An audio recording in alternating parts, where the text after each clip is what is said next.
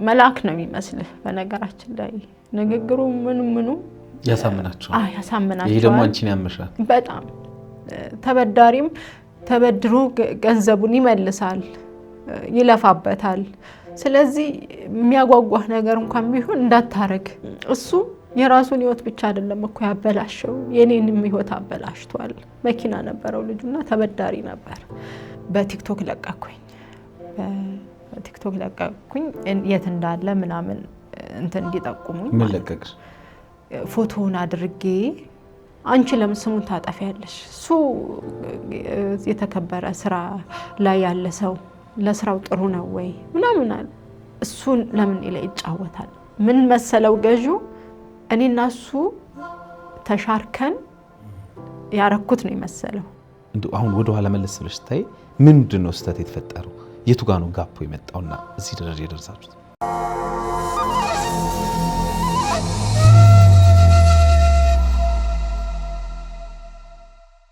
መንፈሳዊ ጉዞ ወደ ቅድስት ሀገር ኢየሩሳሌም ጌታችን መድኃኒታችን ኢየሱስ ክርስቶስ ብርሃነ መለኮቱን የገለጠበትን የደብረ ታቦር ተራራን የሞተበትን እንዲሁም የተነሳበትን ቀራንዮን በቃና ዘገሊላ ውሃውን ወደ ወይን ጠጅ የለወጠበትን በጥብርያዶስ በመርከብ ላይ በጌቴ ሰማኒ የጸለየበትን እንዲሁም ሌሎችን መካነ ቅዱሳንን ከነሐሴ 11 እስከ ነሐሴ 20 በክብር ልናስጎበኘው ዝግጅታችንን አጠናቀን ለደብረ ታቦርና ለመስቀል ምዝገባ ጀምረናል። አድራሻ ሲኤምሲ ሚካኤል ጎንታንቶስ ህንፃ ቢሮ ቁጥር 411። ለበለጠ መረጃ በ0925 47 47 47 እና በ0962 898989 ላይ ይደውሉ።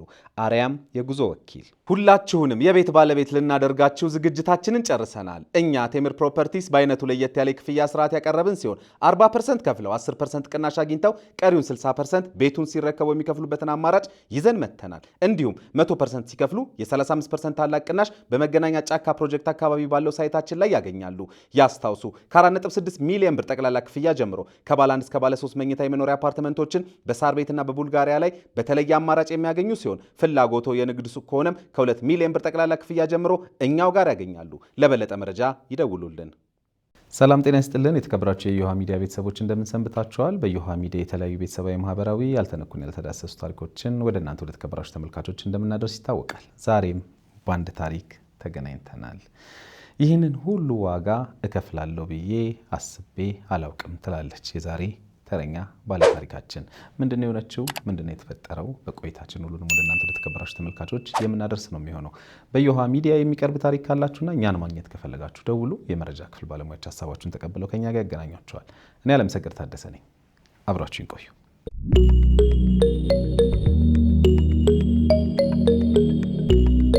እንዴት ነሽ? እግዚአብሔር ይመስገን። እንኳን ደህና መጣሽ። እንኳን ደህና ቆያችሁ።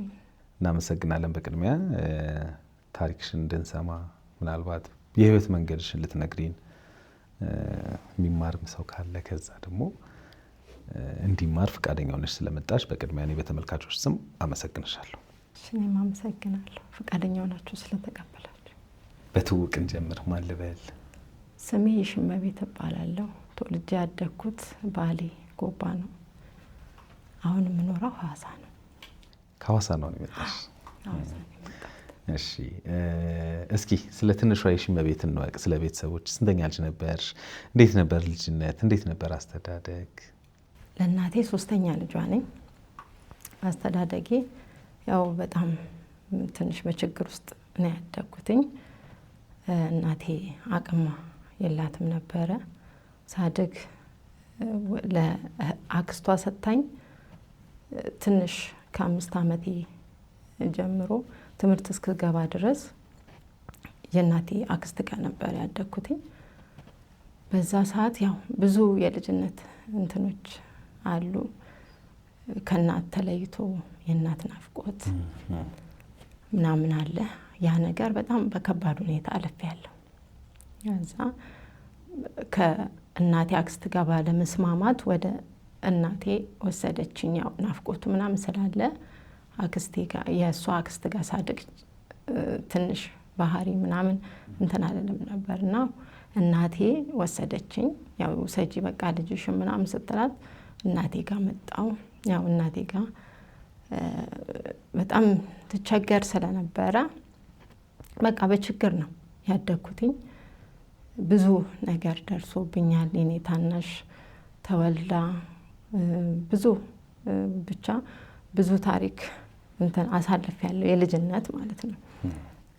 በዘመድ የመደፈር ሙከራ ሁሉ ደርሶብኛል። እንደገና እናቴን በዛ እድሜ እናቴን ለማገልገል ያው ቅጠል ምናምን የሚለቀምበት አካባቢ ነበርና ለእናቴ ያንን ለማምጣት በሚሄድበት የቀይ መስቀል ጫካ ይባላል፣ እዛ ውስጥ በሰፈር ልጅ የመደፈር ሙከራ ደርሶብኛልና ያ ነገር ያው ብቻ ጠንካራ ነበርኩኝ። ይህናል እንደዚህ ደፋር ምናምን ስለነበርኩኝ የዛኔ ምንም አይመስለኝም ነበር እነዛ ነገሮች ማለት ነው። ያው እስከ 10 ነው የተማርኩት።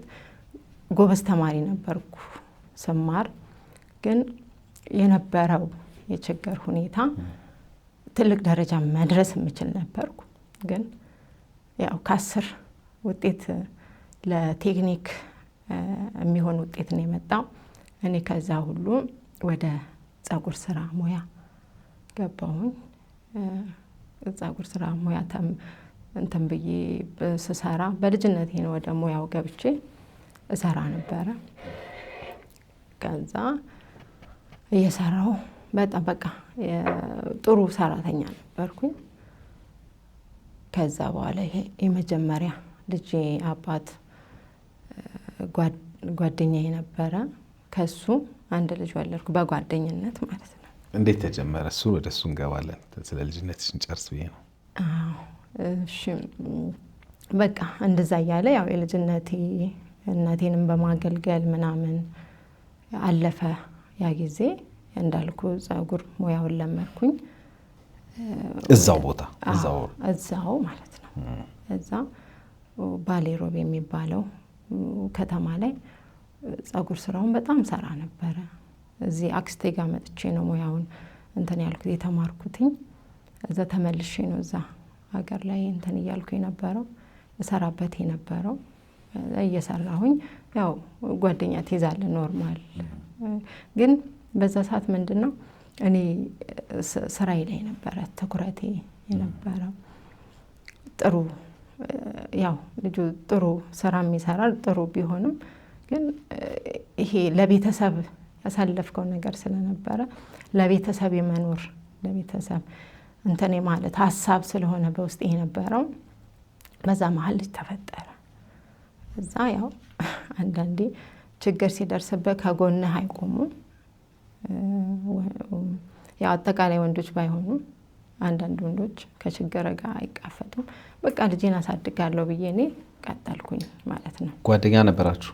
በጓደኝነት ነበር የምትኖሩት? በጓደኝነት አብራችሁ መኖር ምናምን አልተጀመረም? ጓደኝነት ቤተሰብሽ ጋር እያለሽ? ያው በቃ ስራ እየሰራሁ ራሴን ችዬ ማለት ነው። ራስሽን ችለሽ ለብቻሽ ነው የምትኖሪው? ፀጉር ስራውን ራሴን ችዬ ነው መሰራው የራሴ እንትን ብዬ ማለት ነው ከፍቼ። ከዛ በዛ ሁኔታ ውስጥ በቃ እኔ ልጄን አሳድጋለሁ ብዬ ራሴን ችዬ ሰራም ስለነበረ ጎበዝም ታታሪም አቅምም ማለት ይሄ ኢነርጂ። አብራችሁ ለምን አላሳደጋችሁ? አብራችሁ አለ እንትን ያላችሁት? ያው እንግዲህ ፈቃደኝነት እንትን ይላል። ከዛ በዛ ራሴን እንትን ብዬ አሳድግ ነበር። ያው አቅም ሲኖር እንትኑን ትቀበለዋለህ ሪስኩን። እንትን አላልኩኝም በሰዓቱ። ሰው ሲፈልግ ነው አብረክ እንትን የምትለው። እዛ ያንን እየሰራሁ ማለት ተለያያችሁ እንደጸነሽ ነው ወይስ ምንድነው? አልገባኝም። ግልጽ አላደረግሽም። በዛ በቃ ልጄን እያሳደግኩኝ እያለ ያው ግጭቶች ነበሩ ኦሮሚያ ላይ የዛኔ በ2009 ማለት ነው። የዛኔ በቃ አዲስ እንትን ምንድነው ባሌ ሮቤ ለቅቄ ወጣሁኝ ከዛ ከተማ ማለት ነው። ከዛ ወዴት መጣሁ? ወደዚህ ወደ አዲስ አበባ መጣሁኝ። አዲስ አበባ ጀሙ አካባቢ ጀሙ 3 አካባቢ ፀጉር ቤቱን ከፍቼ እናቴ ጋር ልጄን አድርጌ እየሰራው 1 ወር ነው እንትን ያልኩት። የዛኔ ፈቃድ ምናምን ስለሚሉ አልሆነልኝም። መታወቂያ ምናምን የግድ ያስፈልጋል ምናምን። ከዛ እንደገና ተመልሼ ወደ ሐዋሳ ተመለስኩ። እዛ የዛኔ የህያውን የልጆች አባት በቸርች እንተዋወቅ ነበረ።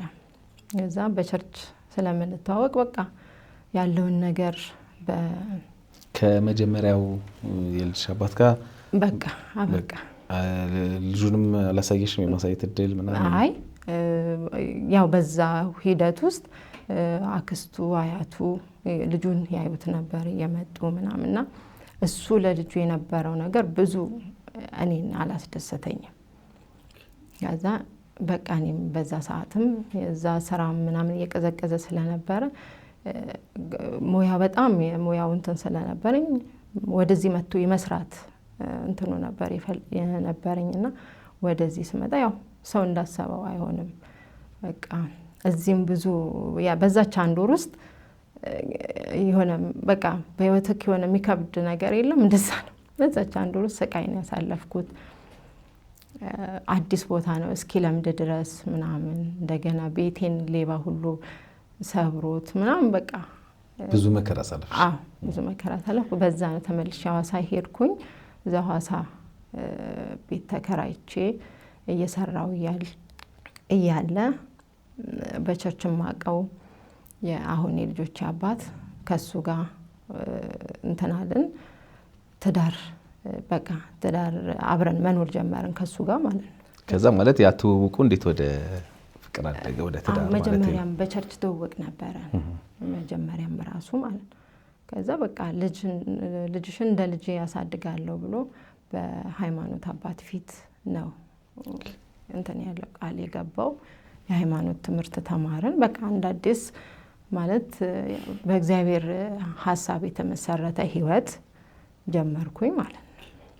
እዛ ጀመርን። በጣም ጥሩ የሃይማኖት አባት ነበሩ። እሳቸው ጥሩ የትምህርት እንትን የትዳርን ታላቅነት ምናምን ተምረን ምናምን ወደ ትዳሩ ገባን። እሱ ባንክ ነው የሚሰራው፣ እኔ ስራዬን ነው የምሰራው። ስንት ዓመተ ምህረት ማለት ነው? 2010 አዎ 2010 በዛ እንደዛ ጀመርን ትዳሩ። ልጅ ስንት ዓመቱ ነበር በዛ ጊዜ? 3 ዓመቱ። እዛ እንደዛ እየኖርን ትዳሩ ተመሰረተ። እየኖርን እያለ ያው አንዳንድ ነገሮች ደስ የማይሉኝ ነገሮች አሉ። ማታቀው ነገር የለም። አብረክ እየኖርክ ስትመጣ መታቀው ነገር ያ ነገር እያየሁኝ እየመጣሁኝ ያው ነገሮችን ታልፋቸዋለህ። በመንፈሳዊ እንትን ያው ፈተና ነው ብለህ ነው እንትን የምትለው። ግን ከሱ የመጀመሪያ ልጄን ወለድኩ። እሷን እያሳደግኩኝ የጸጉር በቃ መስራት ሲያቅተኝ እንደገና ሁለተኛ ልጄን እሷን ወልጄ እንደገና ሁለተኛ ልጄን እርጉዝ ሆንኩኝ። እዛ መስራት አቃተኝና የጸጉር ቤት እቃ ተሸጦ እሱ ያው እየሰራ እንትን መኖር ጀመርን። የመጀመሪያዋ ልጄ ስትወለድ የራሷን መክሊት ነው ይዛ የመጣችው። እሱ የስራ መሻሻል እድገት አገኘና ወደ ሐዋሳ በፊት አላባ ነበር የሚሰራው፣ ወደ ሐዋሳ መጣ። ሐዋሳ አብረን የተወለደችው ሻሸመኔ ነው። ከዛ ሐዋሳ አብረን እየኖረን እያለ እንደገና ሁለተኛውን ልጅ እርጉዞኜ ከሱ ማለት ነው ወደ ኋላ እንትን በንሳ ተቀየረ። የእድገት አግኝቶ ማለት ነው ብራንች ማናጀር ሆኖ ወደዛ ሄደ። በቃ የምንኖረው ኑሮ ጥሩ ነበረ። እሱ ያው ገጠራማ ቦታ ላይ ስለሚሰራ ለልጆቹም ጥሩ ስላልሆነ አንቺ እዚህ ሆኜ እኔ እዛ ልሁን በሚለው እየተመላለሰ በሳምንት አንዴ ይመጣል። እዛ 2 ዓመት ከ6 ወር ሰራ እየተመላለሰ ማለት ነው። በቃ እንኖራለን። ግን ያው በሚመጣ ሰዓት ሰላም ነን። ግን እዛ ሄዱ በስልክ ምናምን በቃ ደስ የማይል ነገር ነው። ደውሎ ያው ስድብ አለ ምን አለ ምናምን። ለምን ልጆቹ በድምጽ የልጆቹ ሲያለቅሱ ከሰማ ለምን አለቀሱ በሚል እንትን ይጀመራል ማለት ነው። በዛ እንደገና እንዲህ መውጣት አልችልም ነበረ ወይ እህቴ ያለች እህቴ ጋር ሲሄድ ለምን ቶሎ ለምን አልተመለሽም ለምን እንዳላልሽም እና በቃ ቤትና ጥርጣሬ ነው። አዎ ጥርጣሬ ማለት ነው። ከዛ በዛ ነገር ይነሳና እንትን ይላል። 2 ዓመት ከ6 ወር ቆይታ በኋላ ወደ ሐዋሳ ተመለሰ። ሶስተኛ በየምን ያህል ጊዜ ይመጣ ነበር? በሳምንት ይመጣል። በ15 ቀን ስራም ያው ባንክ ላይ ስለነበር ስራ ሲበዛ ይሄ ክሎዚንግ ጊዜ እንደገና የቡና ሰዓት ምናምን በ15ኛው ቀን ምናምን ነው የሚመጣው ዘስራ ስላለ ማለት ነው። ከዛ በኋላ ሶስተኛ ልጄ ላይ እንደገና አራተኛ ልጅ ከሱ ሶስተኛ ልጅ ማለት ነው እርጉዞኜ ያለ ቅያሪ ወደዚህ ጠየቀ፣ ወደዚህ መጣ። ከዛ እሱ እዛው ያለ ወለድኩኝ። አንቺ እሱ እዛ ያለ አንቺ እዚህ ነሽ ለብቻሽ ልጆቹን ይዘሽ? በተከታታይ ነው ልጆቹን የወለድሽው? አዎ በተከታታይ ነው የወለድኩት። የምን ያህል አመት ልዩነት አላቸው? የ1 ዓመት ከ5 ወር የ1 ዓመት ከ1 ወር ልዩነት ነው ያለው። በቃ ምን አለ መሰለኝ በመንፈሳዊ ህይወት ውስጥ ስለሆነ ይሄ መድኃኒትም አልጠቀምም ነበር እኔ። የልጆቹ እንትን እንደዛ ነው በቃ ስለማልጠቀም ያው እግዚአብሔር የፈቀደው ይሁን ብለ ስራ አለ ህይወት ብለ እንትን ብለሃል ያንን ነው እኔ ማሰብ የነበረው። ከዛ እሱም ያው ትንሽ እንትንም ቢኖረው ግን እየሰራ ስለነበር ልጆቹም የራሳቸውን እንትን ይዘው የመጡት እድል ይዘው የመጡት ማለት ነው። ግን ሶስተኛ ልጅቷ ላይ በጣም እንትን አለ። እዛኔ በዛ ሰዓት ልጆቹን ይዤውላ ሄድኩኝ እናቴ ጋር ማለት ነው። እናቴ ምንድን ነው ሶስተኛ ልጇ ላይ ያለው? ለምን ያረገሽ? ኦኬ ሲል በቃ ከፍተኛ እንትን ነበረ። ይሄ መቋቋም አልችለው ከርግዝናው ጋር በጣም እንትን ስለነበረ ወደ እናቴ ጋር ሄድኩኝ። ከምን አንፃር ነው ለምን አረገሽ ያለሽ? እሱ የቤተሰብም ጫና አለ በልጄ የተነሳ ማለት ነው። በትልቁ የተነሳ ለምን መጣ ልጆቹ አንተ የሰው ልጅ ያሳደክ ነው? አዎ አምጥቼ መጥቶ ለምን ቃል ከልጆቼ ጋር እንዲያድግ እንደገና ደግሞ ምን ይሰማኝ ነበር መሰለክ የልጆች እኔ ያሳለፍኩት አለ አይደል እዛ ጋር ልጆኜ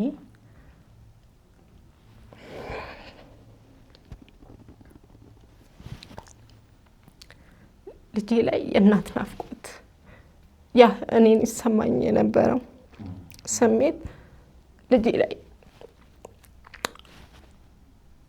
በቃ ያ ነገር ነው ውስጥ የሚመጣ የነበረው እና ልጄን ወደ እኔ ያመጣሁት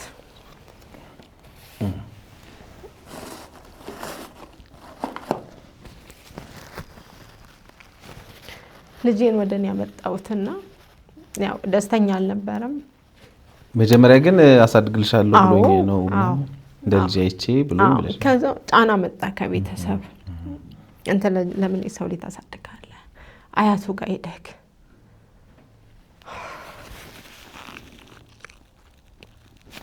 እኔ ደግሞ ተለያይተው ማደግ ይሄ የእህትማማች ወንድማማች ፍቅር እንዲያጡ አልፈልግም። ከዛ መጥቶ እሱ እኔ ጋር ነበረ። በሱ በጣም እንጣላ ነበረ። ከዛ እህቴ እዛ ስለነበረች እህቴ ጋር አደረኩት። እነዛን ይዤ እናቴ ጋር ሄድኩኝ። ከዛ ከእናቴ ጋር በጎረቤት በምን በቃ እንድመጣ ተደረገ። ምን ያህል ጊዜ ቆይተሽ መጣሽ? በቃ ሳምንት ነው እንድመለስ ልጆቼን ይዛ ሄደች ብሎ እንደገና ደግሞ ሶስቱንም ይዘሽስ? ትልቁን እናቴ ጋር አረኩና እርጉዝ ነኝ ያችኛው ሁለቱን ይዤ ሄድኩት። እዛ ልጆቼን ይዛ ሄደች ብሎ እንደገና ደግሞ ሌላ ታሪክ ውስጥ ገባ። እንደገና በቃ ጎረቤትም ምንም ኮንዶሚኒየም ነው የምንኖር። እነሱ ሲቆጡኝ እንደገና ይዤ ተመለስኩኝ። ይጃቸው አይደለም ራሱ መጥቶ ወሰደን እንደገና ማለት ነው። መጥቶ ወሰደን መጣን። እሱ ተቀይሮ መጣ ወደ ሐዋሳ ተወለደች። አራተኛዋ ልጄ ተወለደች። በቃ በጥሩ ደስ በሚል ሁኔታ ታርሼ ከአንድ ወር ምናምን በኋላ ከ2 ወር በኋላ ነው ተቀይሮ ወደ ሐዋሳ የመጣው። እዛው እያለ ነበር ሁሉ ነገር ሙሉ ነበር። በቃ ምንም ሳይጎልብኝ ምናምን በአራተኛዋ ላይ በጥሩ ሁኔታ ታርሼ ምን ብዬ ወጣሁኝ። ከዛ ጥሩ እንትን እያለ 7ኛው ወር ላይ ነው በቃ ከባድ። እሱም ተቀይሮ ሐዋሳ መጣ። ስቃይ ጀመረው። ልጅቷ ተወልዳ 7ኛው ወር ላይ ምን ተፈጠረ? ያኔ በቃ ግራ ይገባኛል የሚሆነው ሁኔታ ግራ ግብት ይለኛል። ከዛ 7ኛው ወር ላይ የሚጨንቅ ሰዓት የለም። ተነስቼ በቃ አራሷን ጥዬ ከዛ በፊት ምን ሆኗል ልጄ ከአክስቱ ጋር ከእህቴ ጋር ትንሽ ያው እሷ ገና ወጣትም ስለነበረች አያያዙ ሁኔታው ልጁ እንትን አላለም እና የ3ኛ ልጄ ክርስትና አባት እንትን የውጭ ድርጅት ኤንጂ ውስጥ ነበር የሚሰራውና የህፃናት ማቆያ እዛ እንደ ኦርፋን አለ። እስቲ ነገሮች ሲስተካከሉ ይሄ ልጅ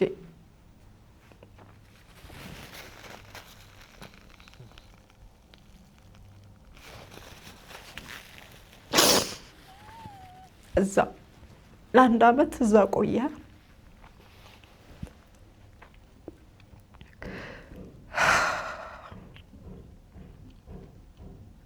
ለ1 አመት እዛ ቆየ። ማደጎ ቤት ልጅሽን ለምን ነው የምትሰጪው? በቃ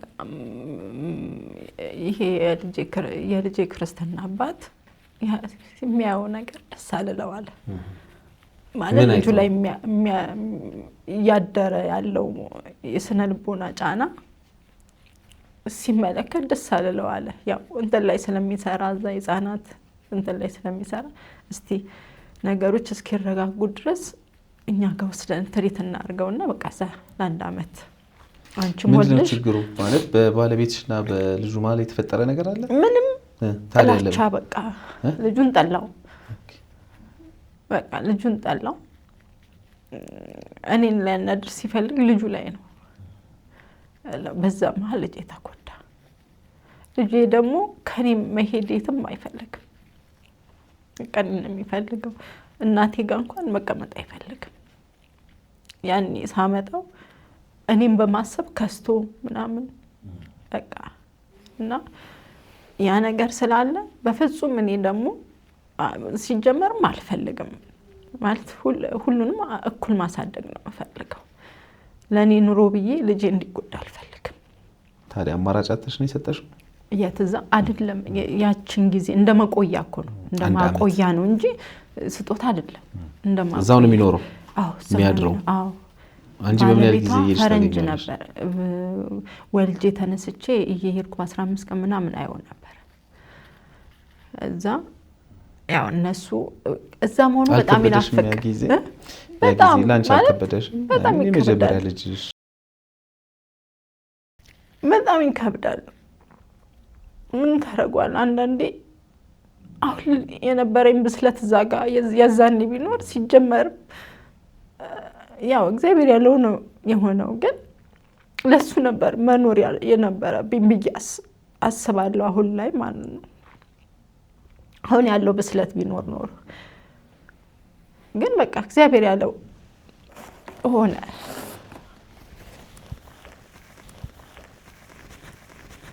እና በቃ እሱ እዛ ነው ያለው። በቃ ነገሮች በጣም እንትን አሉ። የ7 ወር ልጅ በቃ የሱ እዚህ ጋር ጭንቀት አለብኝ የልጅ እንደገና ደግሞ የሚፈጠሩ ሁኔታዎች ቤት ውስጥ የሚሆኑት ማለት ገንዘብ ሳያጣ ምን ሳያጣ የሚያረጋቸው ነገሮች በቃ የሚናገረው ንግግር ይሄ ኮንዶሚኒየም ስትኖር ደግሞ ከባድ ነው። ድምጽ ውጪ ነው። ውጪ ድረስ የሚሳደበው ስድብ አለ ማለት ከሆቴል ነው እንዲያገባት እስኪባል ድረስ ማለት ነው። እንደገና ጎረቤቶች ምኖች እሱ ዘንጦ ሱፉን አድርጎ ስለሚወጣ እሱ በተማረ ነው እሱን እንትን የሚሉት። እኔ ደግሞ ያው ጭንቅላት አንሶኝ አይደለም ትልቅ ደረጃ መድረስ የምችል ነበርኩ። ያው የአቅም ሁኔታ ያስቀርሃል ወደ ኋላ። ከ10 ጨርስም እንትን ያለኝ ነኝ። ግን ምን ይላሉ እሱ አልተማረችም። ያ ነገር ይጎዳሃል። የሚናገርክ ንግግር ቅስምህን ይሰብርሃል። እዚህ ጋር በሃይማኖት ስርዓት ተጋብቼ ፈሪሃ እግዚአብሔር የለም እንዴት የሚለው ያስጨንቅሃል። እንደገና ደግሞ ሃይማኖቴን ማሰደብ ያስጨንቀኛል። ማለት በቃ የለም በጣም ከፍተኛ ጭንቀት ውስጥ በቃ የ7 ወር ልጅ ጥዬ እናቴ ጋር ሄድኩኝ። ጡቴ በጣም ስትጠባ ስለነበረ ጡቴ ራሱ ወተት ነበረው። ለማን ጥለሽ ሄድሽ? ሰራተኛ ነበረች። በቃ ቤት ውስጥ እንደ እብድ ነው ተነስቼ። እሷን ብቻ ነው ወይስ ሌሎቹንም? ኦኬ እየሄድኩኝ እናቴ አበደች። እንዴት አራስ ላይ ጥለሽ ትመጫለሽ? እናቴ እንደገና እናቴ ውሻ አደረገችኝ ጭራሽ ማለት ነው። ምን ጥለሽ ትመጫለሽ? ከዛ እዚህ አለ አዲስ አበባ ያክስቴ ልጅ አንቺ አደግሽበትን መስመር አታውቂም። ልጆች እንዴት አራስ ላይ ጥለሽ ትመጫለሽ? እንዴት እንዳደግሽ ታውቂ የለ? እዛ ተወስደው ልጆቹ በማለት በምቾት ነው እያሳደግኳቸው የነበረው። እዛ ወስዶ ለእናቱ ቢሰጥ በምን አይነት ኑሮ ነው የሚኖሩት? ቶሎ ሄደሽ ልጆቹ ቀቀጥ ብለሽ ሂጂ። እዛ እናቴ የሱን ስልክ ቁጥር ሰጠችው፣ እንደ ማዕከል ቤት እንደ ሽማግሌ እንዲገባ ማለት ነው ሰጠችው። አናገረው። እሱንም እሷ ልጅ በቃ እኔን ከሰሰ። ምን አለ በይ ቀጥታ ልጆቹን ምን ሆኗል? እኔ ሲሄድ ልጆቹን ጥላ ሄዳለችና ነይ ውሰጂ ብሎ እናቱን ጠራ። እናት ሰብስበው ወዴት ሄደዋል? ወደ አዲስ አበባ ነው ልጆቹን ይዘው ሄደዋል። ከዛ እዛ ይዘው ሄደዋል። እንደገና መጥቼ ሐዋሳ ያለውን ነገር እንትን ብዬ ልጆቹን ለማምጣት መሄድ እሱ ከዛ ልጆቹን ላመጣ ሲሄድ እህት ጎረቤት ናቸው። ጎረቤት ደወለችልኝና ነይ ልጆቹን ቶሎ በቃ ሴት ነሽ ተጎጂ፣ ለልጆችሽ ተጎጂ ነይና ልጆቹን ውሰጂ አለች። ምን ያህል ጊዜ ነው የቆየሽው? 15 ቀን። እዛ ያለውን አያያዛቸው ምናምን ስታይ ነርስ ነችና ጎረቤት ነይ ውሰጂ በቃ እኔ ይሄ ነው አለልሽም፣ ነይ ልጆቹን ውሰጂ አለች። እሺ ብዬ ሄድኩኝ። ከዛ እሷ ቤት ነው ያረፍኩት። ከዛ እህት ታናሽ እህት አለች መጣች። እሳቸው መጡ ሊደበድቡኝ፣ ለሰው ቤት ማለት ነው ሊደበድቡኝ። ነይ እዚህ ምን ትሰሪያለሽ? ነይ ሂጂ ወደ ከዛ አልሄድም። ወንድሜን በልጅ ለመያዝ ቀፍቅፈሽ አለችኝ፣ ታናሽ እህቱ ማለት ነው። እዛ ነው አልኳት። በዛ ሰዓት በጣም ተናድጄ እንደው መሀን ያርግሽ ሁላ አልኳት ማለት ነው። በቃ ጎረቤትየዋ በዛ ነገር በጣም አዘነችና እንደገና ወንድምየው መጣ። ልጇን ይዛት ሄድ፣ ለምንድን ነው የምትከለክያት? ይዛት ሄደ ልጆቿን፣ እናት እኮ ነች ብለው እናትን ተቆጡ። እህትም ወንድምም ደዋውለው እናትን ተቆጡ። ልጅ ይዛት ሄድም አልሰጥም። ከዛ እሱም መጣ። እንደገና መኪና ኮንትራት ይዞ ተመልሰን ልጆቹን ይዘን ወደ ሐዋሳ ከተመለስን በኋላ የሃይማኖት አባት አሉ፣ እሳቸው ጋር ሄድን። ከዛ ተያይዘን ልጆቹን ይዘን መጣን። ከዛ በፊት እዛው ቤት እያለ ጎረቤቷን አስቀምጠው ቤት ይስራልኝ አሏት። ጎረቤትየዋን ማለት ነው። እናቱ ናቸው። እናቱ ቤት ይስራልኝ። ከዛ እሱ በቃ ከዛ ቦታ ለመውጣት ስንል እሺ አደርጋለሁ ብሎ በቃ ልጆቹን ይዘን ወጣን። ያው እኔ የለውበትም ያው ጎረቤትየዋና እናት እሱ ናቸው ያንን እንትን ያሉት። በቃ ልጆቿን ይዛት አትወስድም። ምን አድርገው ነበር መሰለ አንደኛዋ ልጅ ለአንደኛዋ ልጃቸው፣ አንደኛዋ ልጅ ለአንደኛው ልጃቸው አድርገው አራሷን ትንሿን ሊያሳድጉ ነበረ ሀሳባቸው። ለጎረቤትየዋ ያወሩ። ያንን ስትሰማ ነው ጎረቤት ነኝ ብላ እንትን ያለች ማለት ነው። እነሱ አላማቸው እንደዛ ስለነበረ በቃ ከዛ ካልሆነ ብለው ነው ቤት ይስራልኝ ብለው ያሉት ማለት ነው። ከዛ መጣን። ከዛ በኋላ በቃ እንዳልኩ ከሃይማኖት አባት አናገሩን። አንተ እንዴት ስለ ትልቅ ነገር ስጠብቅ ልጆች ከልጆች አልፈክ ሌላ ልጅ አንስተክ እንደምታሳድግ ነው እኔ ያለኝ ተስፋና እንትን ብለው እሳቸው ሲቆጡት፣ እሺ ልጁም ይመለስ ተባለ። 1 አመት ከቆየበት ትምህርቱን ሲጨርስ ወደ ራሴ ያመጣሁት። ከዛ በኋላ በቃ ማለት ለ15 ቀን ነው ሰላም የነበረው። ከዛ በኋላ በቃ ያው ሁኔታዎች ተፈጠሩ። ውሃ ቀጠነ ነው በቃ ነገር የሚያነሳው ማለት ነው። እዚህ ጋር ሰላም ይሆንና ከዛ መልሶ እንደገና የማይገባ ሽማግሌ የለም።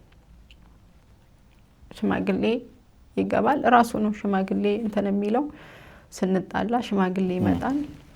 ጓደኞቹ የስታፍ ማናጀሮች የሆኑ ይመጣሉ፣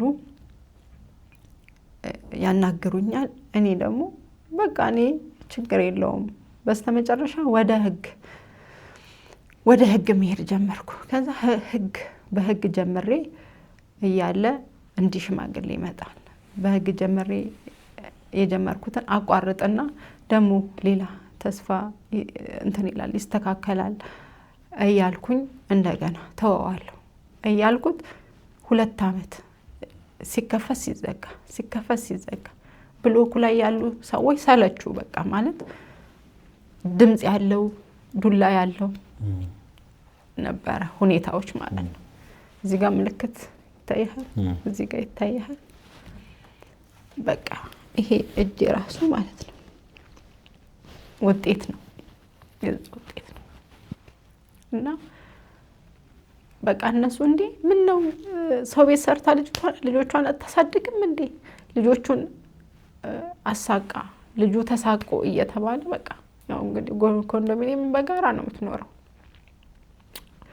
እኔ በዛ መካከል ከላይ ላይ ጸጉሬ መብነን ጀመረ።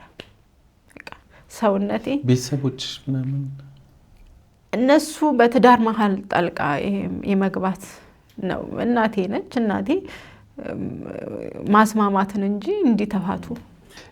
ከዚህ በፊት የመጀመሪያ ልጅ እናትሽ ጋር ሰጥተሽ ነበር አይደል? አዎ እናቴ ጋር ነበር። ታዲያ በኋላስ ይሄ ነገር ራሱ ሲፈጠር እንደው ከሱ እንዲርቅ ከነበር አልቻልሽም ነበር ወደ እናትሽ ጋር?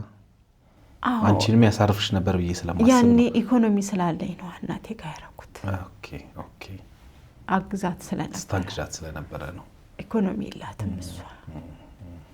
እና እንደገና ደግሞ እንዳልኩክ የልጅነት ናፍቆት ልጁ ላይ ያንቺ ነገር እንዳይደገም ስጋት ነው አምጥቼ የነበረው።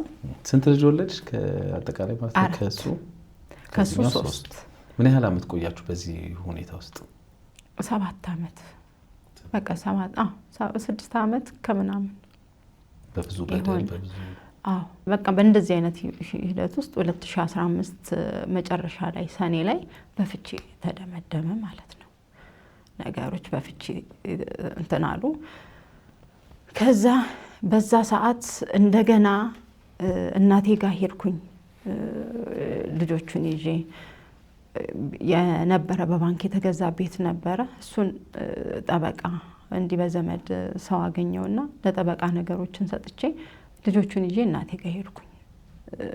ጸጉር ቤት ከፍቼ ነበረ። ከዛ ጸጉር ቤቱንም የምትሰራ ሰራተኛ ነበረች፣ ለሷ ትቼ ወዴት ሄድኩኝ? እናቴ ጋር ሲሄድ እዛ መጣ። በቃ እንደብድ ነው የሚያረጋው የነበረው። ተፈታችሁ በኋላ ማለት ከተፋታም በኋላ በቃ እንደብድ። ስንት ዓመት ኖራችሁ ተፈታችሁ? 6 ዓመት ከምናምን ነው እዛ እንደብድ አደረገው። መጣ እዛ ማለት ነው። ከዛ እናቴ እኔ አንቺ ብትሆኝ እንዴት ከሷ ጋር እንደገና ምንም ጠል እንዴ ለምን ታስገቢዋለሽ? ሰላም አንቺም እሱም ልጄ ናችሁ። አንቺን አስወጥቼሻለሁ፣ ስትመጪ ተቀብዬሻለሁ። እሱም እንደዛው ነው። እስቲ ያለውን ሁኔታዎች እንስማ በሚል እንትን ስትል በቃ በጣም እኔ በጣም ከፍተኛ እንትን ውስጥ ስለነበርኩኝ ጸበል መሄድ ፈለኩ። እዛ ጸበል በጣም አንድ ቀን ተጠምቄ ሁለተኛው ላይ ታመምኩ። ለካ ወባ ይዞኝ ነበር።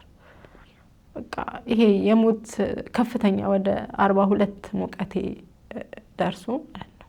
እንደገና ሆስፒታል በዛ ሂደት ውስጥ ያው እሱ ስለነበረ ሆስፒታል ይዞኝ ሄደ። እዛ ታከምኩኝ። እንደገና ከ4 ቀን በኋላ ምናምን ተመለስኩኝ። በዛ ሂደት ውስጥ ዘመዴን ያጎቷን የልጅ ሊጠራችና እስቲ እነዚህ ልጆች ዳኝልኝ ምንድነው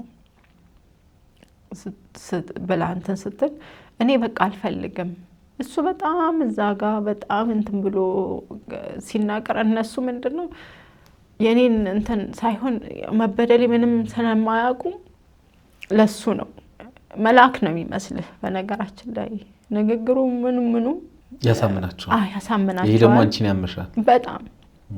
በነገራችን ላይ እንደው በጣም መለየት ያለበት ነገር አለ። ምክንያቱም ህመምሽ ስለሚገባኝ ነው።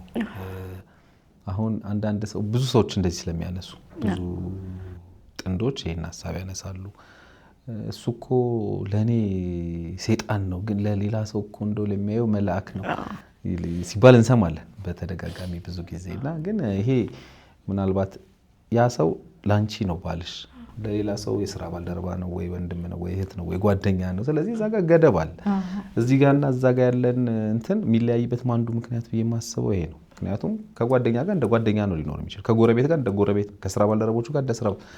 ወደዚህ ጋር ወደ ትዳር ስትመጪ ደግሞ ከትዳር ጋርና ህመሙ ግን ከባድ ነው። በተለይ ሰው ሳይረዳሽ ሲቀር አሁን ቅድም ያልሽው ምናልባት እሱ ለብሶ ሲወጣ ምናምን ጎረቤቶች ምናምን በቃ እሷ እንደዚህ ናት ሲሉ ይሄ ምናልባት እሱ ካንደበቱ በሰዓቱ ካንደበቱ የሚያወጣቸው ቃላት ምናምን እነሱ በሚስሉክ ማለት ምን ቢሆን ነው ተብለክ ትሳላለክ። ያ ያማል በቃ ግን በምህረት እያለፍኩ ነው ነገሮች ያለፉት። ከዛ እንደዛ እንግዲህ ፍቺ ተፈጽሞ እንደገና ተመልሰን ልጆቹን ይዤ መጣሁ። የመመዝገቢያ ጊዜ አልፎ ትምህርት ቤት የት ይዘሽ መጣ? አብራችሁ ወደ ጀመራችሁ እንደገና ወደ እዛው ቤታችሁ? አዎ እዛው ቤታችን። ከዛ እህቴ ምናልባት እስቲ ሕክምና ይዤው ልሂድ ብላ ያለውን ነገር እስቲ ሳይካትሪስት ያው ምናምን ብላ የዛው ሄደች። ያው እዛም ያም እንትን አለ። እሱ አንተ ባቀረብከው ሀሳብ ይስማማል፣ ለነገሮች እንትን አይሉም ማለት ነው። ከዛ ተመለስን። እኔ አሁን የዛኔ ትምህርት ስራ ቦታ መታገዱን እራሱ አላውቅም። ለካ ስራም ቦታ ታግዷል። 10 ዓመት ካገለገለበት ባንክ ማቀው ጉዳይ የለም። የቤት ኪራይ 3ኛ ወር ሆኗል ከፍያለሁ እያለ አልከፈለም። ምንድነው በቃ ከዛ አከራይዋ ይልቀቅልኝ አለች፣ ቤቱን ማለት ነው ይልቀቁልኝ። እንደገና ተያይዘን ቤቱን ለቀን አሁን ያለሁበት ግቢ መከላከያ ፋውንዴሽን ነው። ከዛ ኪራዩም ቅናሽ ስለነበረ እዛ ገባን። የገዛችሁት ቤት ኪራይ ነው አከራይታችሁት?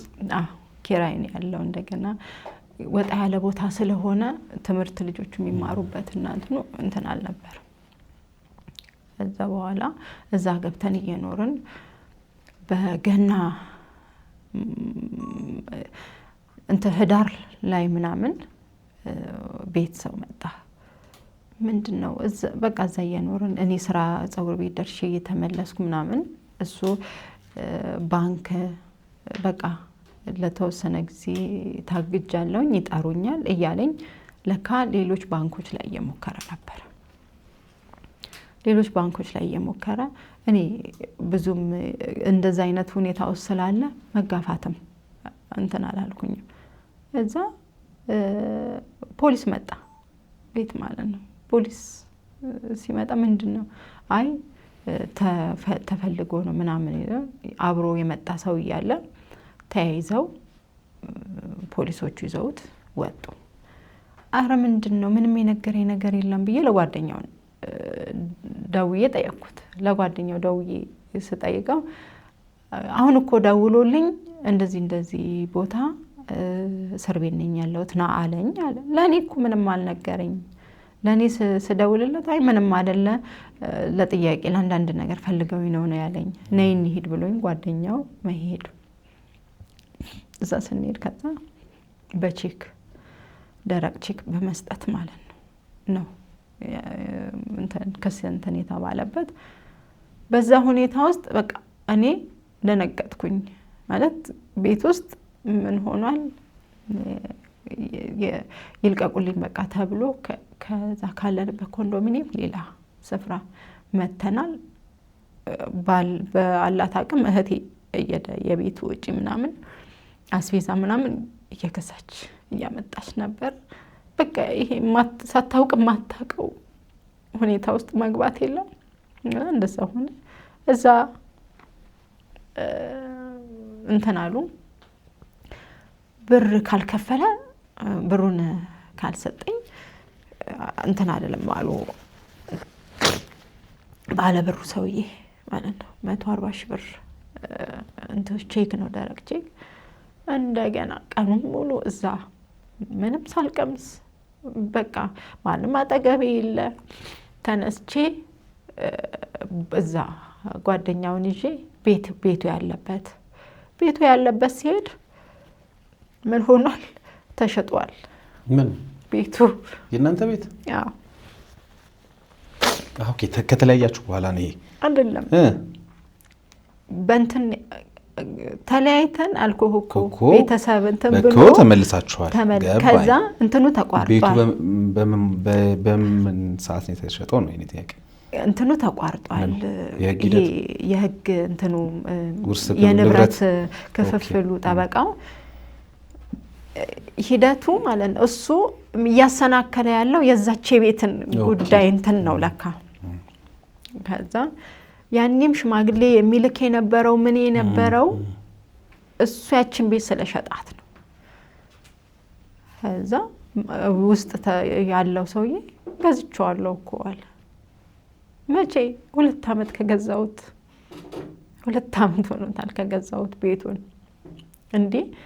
እንዴት ገዛኸው ሚስት የሚል የባንኩ ምን ሆኗል? እዛ ጋር ያለውን ያላፊነት መብት እንትኑን ተጠቅሞ ያላፊነት ማለት ብራንች ማናጀር ነው የተበዳሪዎችን እንትን ምናምን እንትን የሚለው እሱ ስለነበረ ያው ከስር ያሉት እሱ ያላቸውን ነው የሚያደርጉት። ምን ሆኗል? የፈረምኩት ባንክ ላይ አለ፣ ግን መዘጋጃ አላስገባው የፈረምኩበትን ወረቀት። ገዢዎች ደግሞ መዘጋጃ ላይ ያለውን ወረቀት ነው ያዩት። በባንክ እንደተገዛ የባንክ ዕዳ እንዳለበትና በሱ ስም እንዳለ ምን ብሏቸዋል? ሚስቴ አረብ ሀገር ሄዳለች፣ አረብ ሀገር ነው ያለችው፣ ጥላኝ አረብ ሀገር ሄዳለች ነው ያላቸው ማለት ነው። ከዛ እንደዛ ብሏቸው ነው የገዙት በሰዓቱ ማለት ነው። እያደር ሲሰሙ ከቢሮ ሰዎች ይሄዱ ያላገባ የሚል ነገር ነው የለም። ከዛ ምን ወረቀት አግኝቻለሁ ኪስ ውስጥ ያላገባ የሚል ከቀበሌ የወጣ ደብዳቤ አግኝቻለሁ። እነሱ ያላገባ የሚልም ደብዳቤ አይተናል በሰዓቱ። እዛ ውልም ቦታ ሲጠየቅ ያንን ነው ያሳየው ማለት ነው። ያው እነሱም መልሰው በብድር እንትን ነው የገዙት ቤቱን የወሩን እየከፈሉ እንትን ለማለት ነው። ወደ ስማቸው ያልተዛወረበት ምክንያት ሙሉ የባንኩን እዳ ስላላለቀ ነው እዛው በወርወር የሚከፈለውን እየከፈሉ ለሱ የአብላጫውን ብር በካሽ ሰጥተውታል። እዛ በወርወር በራሱ ስም እንዳለ እየከፈሉ ነው በውል ታስሮ ማለት ነው።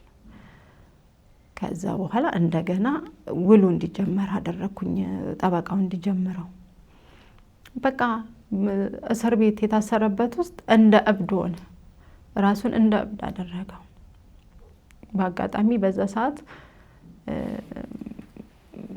የሐዋሳ ከንቲባ ማናቸው ጸጋዬ ቱኬ እንትን ያሉበት ሰዓት ነበር፣ እዛ ታስረው የነበሩበት ሰዓት ነበር። አንድ አካባቢ ላይ ስለነበር እነሱ ግራ ገባቸው የሚሆነው ሁኔታ ማለት ነው። ሲያዩት ወጣት ነው፣ እንዴት ምን ሆኖ ነው ልጁ እንደዚህ? እስቲ ልጅቷን ጥሯት። እዛ እኔ ተጠራሁኝ። ምንድነው እንደዚህ ሁሉን ነገር ነገርኳቸው። ልጁ እኮ ወደ እብደት እየሄደ ነው፣ የሚያደርገው ነገር ከባድ ነው። ማታ እንደዚህ ጨለማ ውስጥ ኤሌክትሪክ ሲፈልግ ነበር ያየ ነው።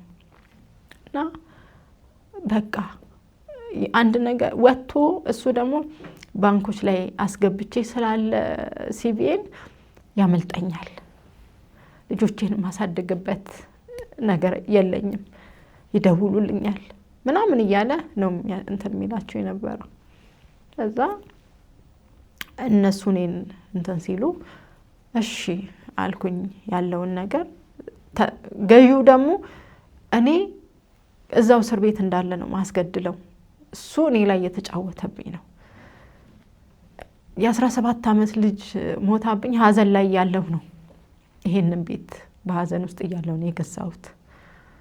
እሱን ለምን ላይ ይጫወታል? ምን መሰለው ገዢው እኔና እሱ ተሻርከን ያረኩት ነው የመሰለው፣ ለእዳው ሲባል ለዛ ለቼክ እዳ ሲባል ማለት ነው። አይደለም እኔ እንደዚህ ነው፣ እናንተ ራሱ ስትገዙ እንዴት እኛ ስንገዛ እንደዚህ የቀበሌ ወረቀት አይተናል፣ እንደገና ደግሞ ሚስት የአረብ ሀገር ጥላኝ ሄዳ ነው፣ ልጆች እንዳሉ ስንደርስበት ልጆች ጥላብኝ ሄዳ ነው ብሎ ነው ሚለን ሲለን የነበረው። ከዛ በኋላ እሺ አልኩኝ። ሽማግሌ አፊኒ ምናምን ብለው በዛ አካባቢ ባህል ያለውን ነገር እሺ ምን ላድርግ እስቲ ባሁን ባለው ዋጋ ይገመት ተባለ። ባለው ዋጋ ሲገመት ሲሸጥ 2.7 ምናምን የሸጠው ማለት ነው። እዳ 1 ነጥብ ምናምን አለበት። እሺ ጠይቁልኝ ምንድነው ያደረገው? ያንን ብር ወስዶ በካሽ ወሰደውን ብር ይሄን ያደረገው እናቴ ገጠ እዛ ቦታ ግዛና ቤት ሰራበታለህ ብላኝ እዛ ቦታ አለ። ከዛ ሽማግሌዎቹ ቢያንስ ቦታ ገዝቶበታል፣ አሳመናቸው።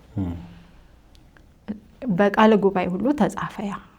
እሺ ተጻፈና እስቲ ባሁን ባለው 3.5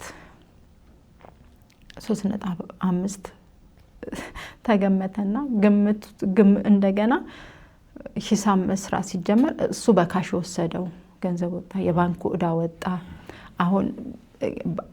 አሁን ላይ ያለበት በዛ ሰዓት ያለበት የባንክ እዳ ወጣ የወሰደው። እንደገና እዛ ጋር ለእንትን የከፈለው ይሄ ለቼኩ ሰውዬ የከፈለው እንዲወጣ 20 ሺህ ብር እንደገና የምታስይዘው አለ ዋስትና ተብሎ ብቻ እጄ ላይ የምትደርሰው ብር ምን ሆነች ተመናምና። እኔ ከዛ ምንድነው በዛ ሰዓት ያሰብኩት ልጅ አሁን 6 ዓመቷ ነው። እሱ ቢያንስ የጉዳዩ የፌደራል ስለሆነ ቢያንስ ከ6 ዓመት በላይ ይፈረድበታል ምናምን አሉ እዛ ማለት ነው። በቼኩ ማለት ነው ሲሉ ልጅ አሁን 6 ዓመት ሊሆነ እንግዲህ 6 ዓመቱን ጨርሶ ሲወጣ 12 ዓመት ይሆናታል። እናትሽ ለገንዘብ ብላ አሳስራኝ በቃ ያ ነው ማለት ምናልባት የሞኝነት ሐሳብ አስቤ ሊሆን ይችላል፣ ግን የልጆቼን አይምሮ በእርግጥ የነሱን እንትን ነው እነሱ የሚያድጉበትን ነገር ነው ያሳጣዋቸው ምህረት በማድረግ ይለሱ ማለት ነው። ግን በቃ ያንን በማሰብ እሺ አልኩኝ። ሽማግሌዎቹን ተስማማው ባለው እንትን ተወሰነና እንደገና እሱን ለማስፈታት እታች ላይ መሯሯጥ ጀመርን ከገዢው ጋር። ያው አንዳንዴ የአካሌ ነው አይደለም ያንን ገንዘብ በሰዓቱ ተስማምቶ በልቷል። ያ ሰው ምን ያህል ያዝናል እንዳልኩ የ17 ዓመት ልጅ ገና በወጣትነት የወለዳት ልጅ ነች የሞተች። በሀዘን ውስጥ ያለ ሰው ነው። ለኔ የሚሰጠውን ገንዘብ ራሱ ከብድር ተቋም እጁ ላይ ተወስዶ ነው ያን ገንዘብ የሰጠኝ። የተረፈችዋን ተወሳስኖ የተረፈችዋን ከዛ ሲመጣ ደግሞ የትምህርት ቤት የ3 ወር ዕዳ ነበረብኝ ምናምን ችግር ውስጥ ነበርኩኝ። የገባንበት ቤት ከፈልኩኝ ብሎ የተወሰነ ብር ይቀርበት ነበር። በቃ የመጣውን ብር ዛም ከፋፍዬ ከስር ተፈታ መጣ። አብረን ህዳር ላይ ነው እንትን ያልኩ ታህሳስ ሲገና ጊዜ በቃ ቤት ሰላም ያችን ያስኳትን ብር እንደገና ጸጉር ቤቱም አለ ብዬ በፍርድ ቤት ያለውን ነገር እሱ በቃ ሁሉን የቤት እቃውንም ሁሉንም ነገር ፈርሞ ነበር። ከዛ ከፍርድ ቤት ያንን ወረቀት አስገባን። የእንትኑን ሳጉሬ ገዛ የተባለውን መሬት አስገባን። እናቴ ጋር ምናምን ያለውን አስገባን ፍርድ ቤት። እዛ ስምምነት ተፈጥሯል በሽማግሌ ተብሎ ተመልሰን ወደ ቤት እንደገና ማለት ነው ወደ ቤት መጣን። ገናን ውለን በማንግስቱ ሌላ ሰው ሆነ። በቃ ምንድነው ገንዘብ ያችን ገንዘብ እጄ ላይ እንትን ስላለ እሱ ስራ ስለሌለው ሌላ በቃ ሌላ እንትን ውስጥ ገባ። እኔ እኮ ለልጆቼ ነው እንጂ እዚህ ጋር ላሉ ልጆቼ ነው። እንደገና ትልቁን ልጁን ካልገደልኩት ብሎኩ እንደገና አሁንም የጋራ መኖሪያ ቤት ነው የገባውበት። እንደገና ብሎኩ ተበጠበጠ። ያው እዛ ደግሞ የህግ እንትኖች ናቸው መከላከያዎች ናቸው መጡ እንትን አሉ። እንደዚህ አይነት ነገር እዚህ ግቢ ውስጥ ሁከት እንዲፈጠር አንፈልግም። ይሄ ሰላማዊ የመኖሪያ መንደር ነው። ስለዚህ ምንድነው ምናምን ብለው ያለውን ዲቴል ሲጠይቁ እንደዚህ ከዛ ፓትሮል መጣ። ይዘውት ሄዱ። አባትየው ተጠሩ። በቃ እኔ ይሄው እንደዚህ የፍቺ ወረቀት አለኝ በቃ ማለት ወሰንኩኝ። አሳይቶኝ እዛ ጋር እንዲያንቆኝ ሴራሚክ ላይ ነው እንትን ያለኝና እንደገና ልጄን ደንግጦ በመስኮት ሊወጣ ሲል ተከትሎ ይዘዋለሁ ሲል ያው በረንዳ የሚቀበለው በረንዳ ስለነበረ እንትን አላለም እንጂ ኖርማል ወደ ምድር ቢሆን ኖሮ ልጅ በህይወት አይኖርም ነበር። ያንን ነገር የነበሩት አዩ። በቃ አንቺ ወስነሽ እንደዚህ አይነት ሁኔታ ውስጥ ካለሽ ልጆቹን በሰላም አሳድጊ፣ ይፈርም ከላሽ ላይ ይሄድ ተባለ። ቤተሰብ ተጠራ። ፖሊስ ጣቢያ ነበረ ታስሮ። አጎቱ እዛ የነበሩ አጎቱ ነበሩ ተጠሩ። በቃ ያለውን ነገር ጓደኞቹ ምናምን ያለውን ነገር እናንተ ልጁን ምከሩት።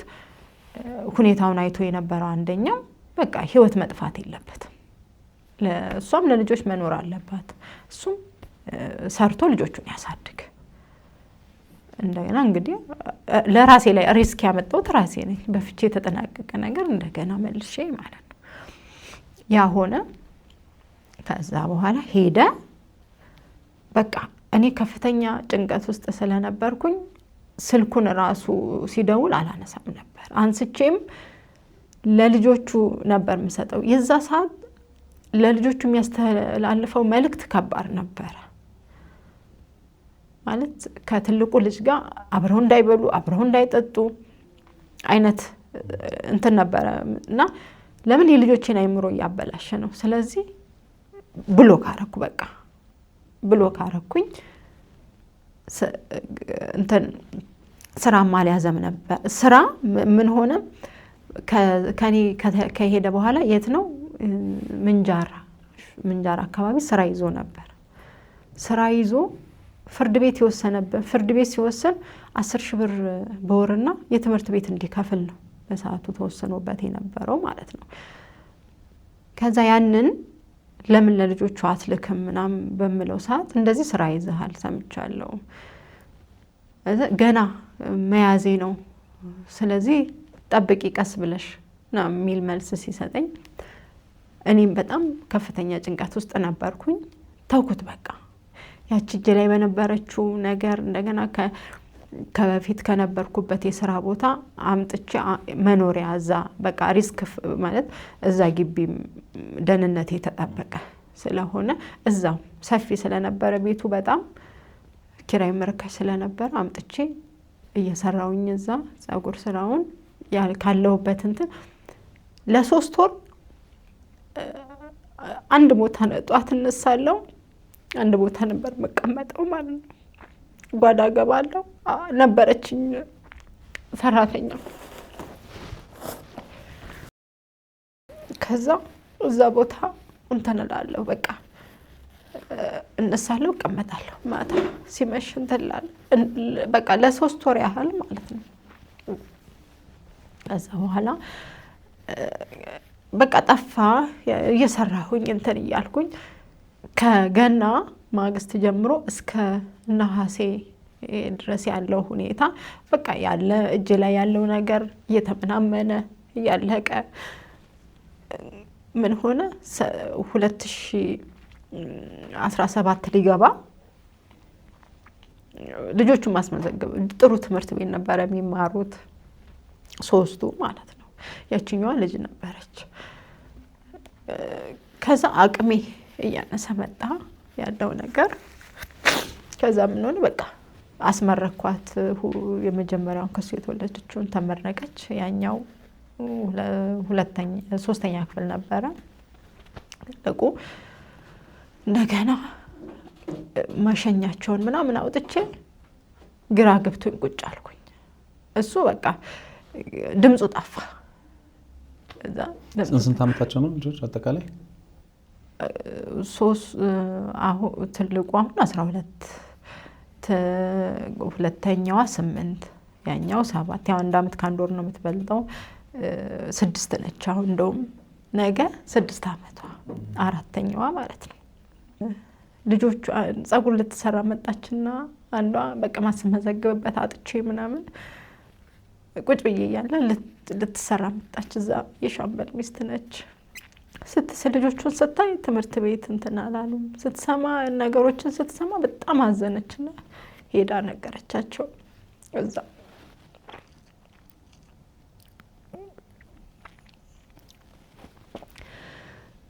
በሚሄድ ሰዓት ነገሩን ያውቃሉ ተፈጥሮ የነበረውን ነገርና በቃ አዘኑ በጣም። እንደገና ግቢውን አስተባብረው ያለውን ነገር የጎደለውን ምን ሆነ መጨረሻ ላይ ለልጆችም ማበላው እስካጣ ደረስኩኝ። ከዛ እነሱ ያንን አደረጉ። በቃ ግቢው እኔን ስራ ለማስጀመር ምናምን በቃ ተጣጣሩ። ልጆቹን አስመዘገቡ። ልጆቹን የሚያስተምሩ 2 ሰዎች እዛ ተገኙ። ትምህርት ቤት 2ቱን ልጆች በነፃ እዛው ግቢው ጋር ያለ ሌላ ትምህርት ቤት ማለት ነው 2ቱን በነፃ 2ቱን በክፍያ ትምህርት ቤቱ ተባበረን። ዩኒፎርም እንትን ተባለላቸው። በቃ ልጆቹ ቀጠሉ። እንግዲህ ከ1 ወር የትምህርት እንትን በኋላ ማለት ነው። እኔም እንጀራም ጀመርኩ ጸጉሩንም እየሰራው ምናምን ያው እንትን አለላለ በብዛት አቅም ኖሮክ ገንዘብ ካልሆነ ይሄን ያህል ገቢ እንደዚህ ተርፋማ ለመሆን እንትን አላልኩም። የመብራት ምናምን የቆጠረ በቃ እንጀራውን አቆምኩና እንትን እያልኩኝ ጸጉር ቤቱን እየሰራው በቃ ያው የቤት ኪራይ የወር ትከፍላለክ፣ ቀለብ ትገዛለክ። ከዛ ምን ሆነ የዛሬ ዓመት ደግሞ እንደገና አሁንም 2ኛ ጭንቀት ሆነብኝ። እሱ እስከዛ ሰዓት ድረስ ድምፁ የለም። 2ኛ ዓመት ማለት ነው። ልጆቹ እንደዛ ሰው ተባብሮ እንትን ብሎ እየተማሩ እንደሆነም አያውቅም። አልደወልሽለትም? ደውዬለት ምንድነው ከያዘው ስራ በሶስተኛ ወሩ ካለበት ባንክ ለቋል። ከዛ በቃ ምንም ስራ አጥቶ ጥሩ ሁኔታ ላይ አልነበረም የነበረው ከሌሎችም ስሰማ ማለት ነው። ከዛ ምን ብዬ የት ብዬስ ከዛ በኋላ ቤተሰብም ጋር ወንድምየው ጋር እደዋወል ነበር። ወንድምየው አረ የዚህ ቦታ የለም ወደ መቂ ነው አዳማ ነው እያሉ ነው ምናምን አይነጋገሩም ትልቅ ከወንድሙ ጋር እያሉ ነበረ ምናምን አለኝ። ለራሴ እዛ ጋር እሱን ለማፈላለግ ሄዶ ቁረጥ የተወሰነውን ለማለት እንትን የለኝ አቅሙ የለም። እዛ በቲክቶክ ለቀኩኝ የት እንዳለ ምናምን እንትን እንዲጠቁሙኝ ምን ለቀቅሽ? ፎቶውን አድርጌ እንደዚህ ፍርድ ቤት የወሰነበት እንደዚህ ይሄው 2 አመት ምናምን ችግር ውስጥ ነው ያለው። ደውለሽ ነበር መጀመሪያ? እሱ ጋር እንትን ስልኩ አይሰራም ነበር። እንደገና ደግሞ ከረጅም ጊዜ ቆይታ ስለሆነ አንድ ጊዜ ነው ለምን በዓል ጊዜ 5000 ብር አስገባላቸው ማለት ነው። እሱን ነው በቃ። ከዛ በኋላ ምንድነው እኔን ስድብ ነው በደወለ ሰዓት እኔን ስድብ ነው እንትን የሚለው የነበረው ማለት ነው። ከዛ በኋላ ለቀኩኝ። ያንን ምንድነው ስልኩን ማጥፍቶ ምናምን የነበረው ሰዎች እንዲያገኙት አይፈልግም። ለምን እዛ መጀመሪያ ያያለ ዋስ ሆነው ብድር እንትን ያሉት ዋስ የሆኑለት ነበሩ የቢሮ ልጆች ምናምንና እነሱ የሚፈልጉት ነበር። እነሱ አሁን እኔ ጋር ይመጡ ሁላ ነበረ። እኔም ይሄው ጠፍቶብኝ ብዬ በዛ ሰዓት እነሱንም እንትን ብያቸዋለሁ። ይሄው ያልበላነው ዕዳ እየከፈልን ነው ዋስ በሆንለት ምናምን ብለው እኔ እንደውም አሁን ማለት ምናልባት እንደዚህ አይነት ፍዳ ውስጥ ልጆቼ የገቡበት ምክንያት የብዙ ሰዎች እንባ ካለበት ይቅርታ ጠይቃለሁ ማለት ሐዋሳ ላይ ምናልባት ባንክ ላይ ነው የሚሰራው። ምን ለው ነበር መሰለ እኔ ለልጆቼ ግፍ እንዲቀር አልፈልግም። ተበዳሪም ተበድሮ ገንዘቡን ይመልሳል ይለፋበታል። ስለዚህ የሚያጓጓህ ነገር እንኳን ቢሆን እንዳታረግ በቃ። እኔ ማለት እንዲህ ማስቸገር ሴት አልነበርኩም። ንግደሪ ህይወትም ይሄ ይገዛልኝ ይሄ ይሁንልኝ ምል ሴት አይደለሁም። እና በእንደዚህ አይነት ነው ያሳለፍኩት እኔ የዛኔ ማለት ነው።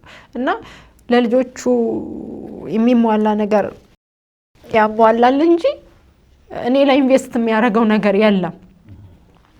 እና ገንዘቡን ምን ወስዶ ከሰው ላይ ምን እንደሚያደርግ አላውቅም ነበር። ምናልባት ያዘኑ ሰዎች ካሉ አሁን ላለውበት ፍዳና ስቃይ ይቅርታ እንዲያደርጉ በቃ ለልጆቼ ሲሉ ይቅር እንዲሉ ምናልባት እነዛ ወጣቶች መስኮት ላይ የሚሰሩ ወጣቶች ነበሩ ዋስ ሆነው የነበሩት ወጣቶች አስብ ከደሞዛቸው ላይ ሁሌ ሲቆረጥ እነሱ በስልክ እየደወሉ አድራሻውን ሁሉ ይጠይቁኝ ነበር ማቂኝ የመሰላቸው ማለት ነው። ዋስ ሆነ ያሱት ማለት ምንድነው?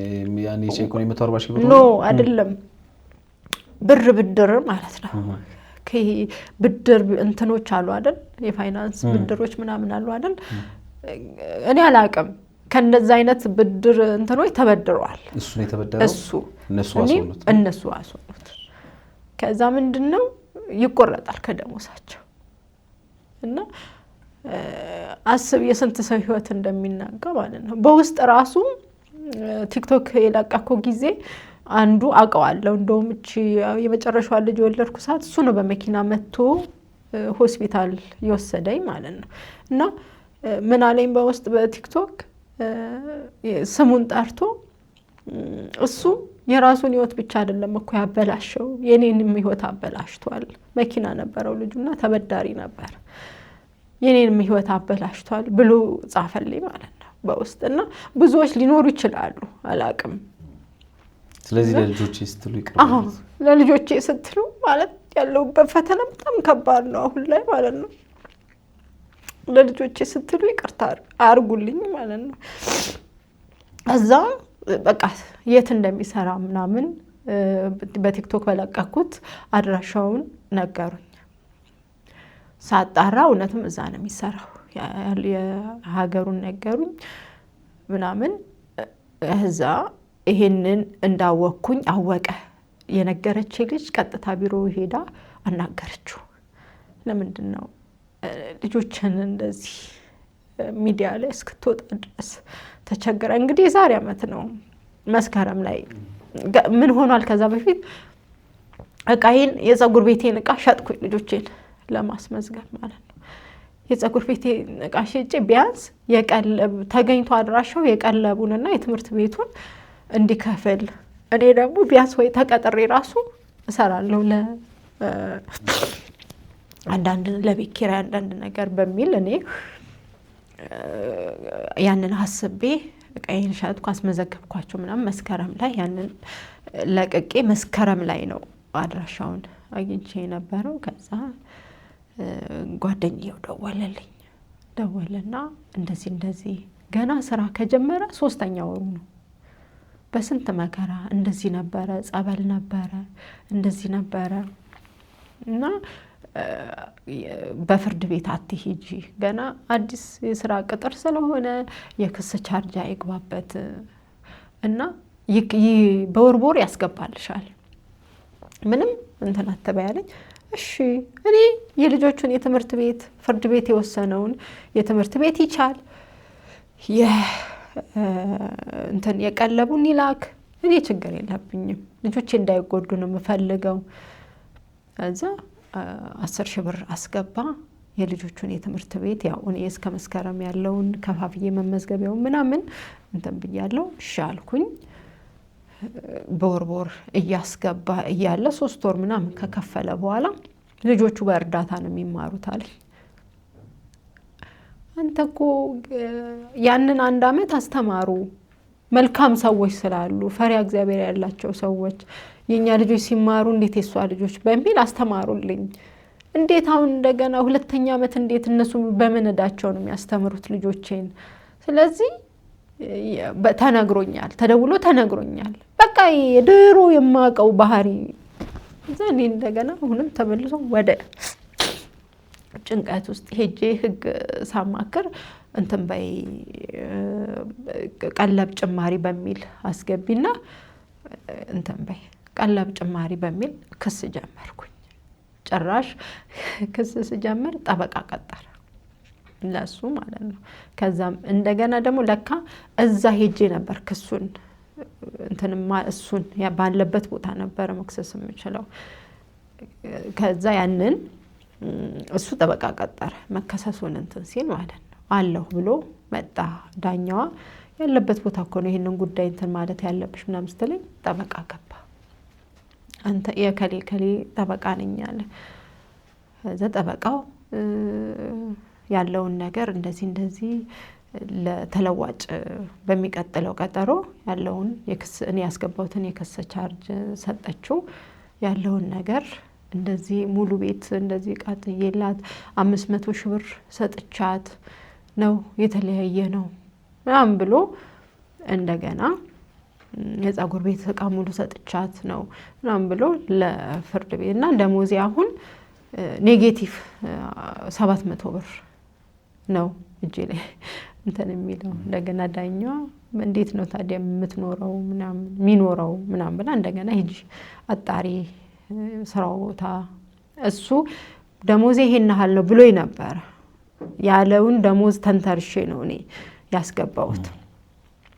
እዛ ሲሄድ የገባው ደሞዝ 30 ምናምን ሺህ ብር እና ጥቅማ ጥቅም 3,000 ምናምን ብር የሚል ነው የተሰጠኝ ከባንኩ ማለት ነው። ደግሜ እንደገና አዲስ አበባ ያለው ቅርንጫፉ እንትኑ ስለሆነ ዋና ዲስትሪክቱ ከዛ እንትን ይባልልኝ ብዬ እንደገና ሌላ ደብዳቤ ተሰጥቶኝ እዛ ላለው ዲስትሪክት አስገብቼ እዚህ ሲጠየቅ አሁንም ያው ነው እንትን የተባለው ማለት ነው። ያ ከዛ እንትኗ ባለው በነበረው ብላ ዳኛዋ ወሰነች። ግን በህግ ሂደት ውስጥ እኔ ቤት ልቀቂ ተብዬ ምናምን የነበረበት ሂደት ነበርና እኔ እዛ ጋር በቲክቶክ ስሜን አጠፋች ምናምን ብሎ ጠበቃው በቃ እዛ ጋር ያው ስራውን ነው የሚሰራው እንትና ነኝ እኔ ያሳለፍኩትን ማቀው እኔ ነኝ በጣም ብዙ እንትን ውስጥ ነው። ከዛ አንቺ ለምን ስሙን ታጠፊያለሽ? እሱ የተከበረ ስራ ላይ ያለ ሰው ለስራው ጥሩ ነው ወይ ምናምን አለ። እኔ ያንን ብዬ አይደለም እንትን ያልኩትኝ፣ ግን በቃ እንደዚህ ነበረ ተፈጥሮ የነበረው ለዛ ነው እሱን በማፈላለግ ምናምን ብዬ የተፖሰተበትን ቀን አሳይቼ ምናምን ዳኛዋም ነው በቃ ትታሰሪያለሽ ምናምን ብላ ያው ጠበቃው ባላት መንገድ ነበር እንትን ያለችው። አብራኝ ይሄደች ነበረች። እዛ ለዳኛዋ አንዴ እኔን አዳምጪኝ ያለውን ሁኔታ ላስረዳሽ አለቻትና አስረዳቻት። ይሄን አመት እንኳን ያለፈውን አመት ሰው አስተምሮንላት ይሄንን አመት የቀለብ አንዳንድ ነገሮች የኔ ባለቤት ነው ይቻላት ጤፍ ምናምን ገዛስቶ ሰንዴ ምናምን አምጥቶልኝ እውነትም የሷ ባለቤት ነው የቻላት። ያለችበት ሁኔታ በጣም ከፍተኛ እንትን ውስጥ ነው ያለችው። ተረጃት ምናልባት ህግ ጥሳ እንትን በላ ሊሆን ይችላል ማለት እዛ ጋር በጣም አንቺ ክፉ ሴት ነሽ አለኝ ጠበቃው ማለት ነው። በጸባይ ብትዩ እንትን ነው ለልጆቹ ጥሩ ሰው ነው እሱ እንትን ያለ ነው። ከዛ በኋላ ምን አደረኩኝ እኔ ሪከርድ ያረኩኝ ድምጾችን ሚልክልኝን ቴክስት ለጠበቃው መላክ ጀመርኩኝ። ምን አይነት ሰው እንደሆነ በምን አይነት ሁኔታ አልፌን እንደነበር ምናምን። ከዛ በኋላ ጠበቃው ተረዳና ያው ያም ውሳኔ እንዲወሰን ምናምን ሆነ። ከዛ የላከ የልጆቹን የትምህርት ቤት ከዛ ምን ነበር የሶስቱን ይከፍላል። አንድ ትምህርት ቤቱ አንድ ልጅ በነፃ ነበረ። ከዛ የሶስቱን እየከፈለ ስም የመጨረሻዋን ነው በነፃ ያስደረኩት የነበረው ማለት ነው። ምን አደረገ የሷ በነፃ የክፍያ ካልሆነ አልከፍልም አለ። ለምን የትልቁ ልጅ ስም እንደገና ምን ወደ ባንክ ከትምህርት ቤት ወደ ባንክ በባንክ ስለሆነ የሚገባው ማለት ነው። እንደገና ባንኩ እንዲያስተካክል ከትልቁ ልጅ ወደ ትንሿ ልጅ የክፍያ ሲስተም እንዲቀያየር ትልቁ ልጅ የነፃ እንዲሆን ትምህርት ቤቱ ደብዳቤ ሰጠኝ። እንደገና እሱን እንትን ብዬ ያንን አደረኩኝ። ይኸው እሺ አሁንስ በእርዳታ ነው የሚማሩት አይደለም። እኔ ምናልባት ወይ ደሞዙ ስለማይበቃው ካለበት ጫና የተነሳ ይሁን ያንን የሚያረጋው ቀን እንዲ በፈረንጅ 27 ነው የሚያስገባውና ያው ወሩ በዛ ውስጥ አይደል ከ25 ጀምሮ አይደል ደሞዝ እንትን የሚሉት በ27 ነው እኔ መጠብቀው። ይላክልሻላ አቃለው እኮ ኃላፊነት እንዳለብኝ ያ በሽማግሌ በጓደኛው እንትን ያለውን ነገር ረሳው ሁኔታዎችን ማለት ነው። ተው እያልኩኝ በስተመጨረሻ እስከ ሰኔ ያለውን የትምህርት ቤት ዘግቷል። ከዛ አሁን ሁለተኛ ወሬ ቀለብ እንትን ካለ ሳይገናሴ ማለት ነው። እንትን ሰኔ ሐምሌ ይኸው ነሐሴ መጣ 3ኛው ወር ማለት ነው የቀለብ ሳያስገባ።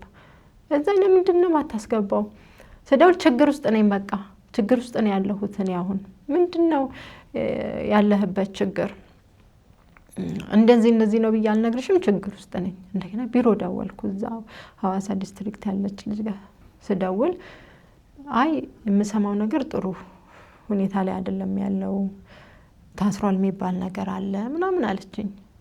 አልኩኝ ስልኩ ከዛ በኋላ አልሰራለኝ አልሰራ ሲለኝ እንደገና ያኔ በተገኘ ሰዓት የሆነች ልጅቱ የደወለችበት ስልክ ነበረ። እዛ የቢሮ ልጅ ከሱ ጋር አብሮ የሚሰራ ልጅ ስልክ ነው እዛ ልጁ ጋር ስደውል እኔ እኮ ሐዋሳ ከገባው 7 ወር ሆነኝ፣ ግን እስቲ ያለውን ነገር ልደውልና አጣርቼ ነግርሻለሁ እዛ ካሉት ብሎ አጣርቶ ከዛ ያለውን ነገር ነገረኝ። በቃ ታስሯል፣ ጥሩ እንትን ላይ አይደለም ያለበት ሁኔታ፣ ብዙ ሰዎች ብር አለበት ብለው ባንኩን መተው ባንክ ላይ እንትን ብለው ታስሯል አሉኝ። ስልኩ አይሰራም፣ ደወልለት። በቃ አሁን ምን ሆነ? የነበርኩበት ቤት ኪራይ ከፍል የነበረው ኪራይ አሁን ላይ እጥፍ ጨምሮ በቃ አከራይ በጣም መልካም ሰው ስለነበረ እሱ በወጣ ሰዓት ያለውን ጉዳይ ሰማ። ኃላፊነቱን እኔ አልከፍልም ኃላፊነት አንስቻለሁ ብሎ ደውሎለት ነበር። ከዛ አከራይ ደውሎልኝ እኔን ያለውን ነገር ነገርኩት። ስነግረው በቃ አንቺ ሴት ልጅ ነሽ፣ እኔ ሴት ልጅ ስትጠቃ አልወድም፣ ስለዚህ በርቺ ስራ ስሪ፣ ምንም እንትን መልሽ ነገር የለም ብሎኝ በቃ ልጆችሽን አሳድጊ፣ ወደ 3 ወር ምናምን የቤት ኪራይ ሳልከፍል ያኔ እንትኑ ልጆች ትምህርት ቤት ምናምን በገቡ ሰዓት በተሰበሰበ ገንዘብ ነው ኪራይ ራሱ የዛኔ ተከፈለልኝ ማለት ነው። እና የዛኔ ራሱ አከራይ በጣም መልካም ሰው ከሚገባው በላይ ማለት ነው። አይምሮዬን ሁሉ ይጠብቅ ነበር። መጥቶ አይቶ እኔ ላስጨንቅሽ አልመጣሁም፣ በቃ ልጆቹን ላይ ነው የመጣሁትኝ ብሎ ኪራዩንም እንትኑንም ሳይጠይቅ ተመልሶ ሄደ። ያው እኔም የነበሩት ሰዎች አስገቡለት።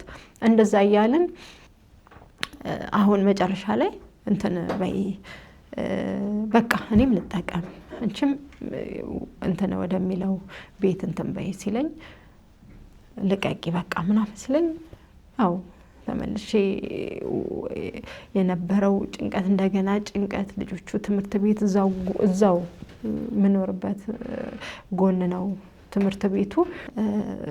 እዛው ግቢ ውስጥ ሌላ ቤቶች የተሰሩ ነበሩ። እጣ ወጣ፣ ባለ 1 መኝታ አገኘውና እዛ እንትን ያንን የቤት ኪራይ ለመክፈል ያለኝን ዕቃ ሸጥኩ። ለምን 14 ልጅ ይዛ ግለሰብ ቤት በጣም ከባድ ነው። እንደገና ደህንነቴ፣ የልጆቼ ደህንነት የፈለኩበት ሄጂ ሰርቼ መለስ እንትን ብል እዛ ግቢ እኔ ለድሎት ሳይሆን የምኖረው ለልጆቼ ደህንነት ማለት ነው። በቃ ቢያዝ ትልቁ ልጅ እድሜው 12 ዓመት ስለሆነ አይደለም ትልቁ ልጅ ትንንሾቹ አብረውኝ ይጨነቃሉ። ግን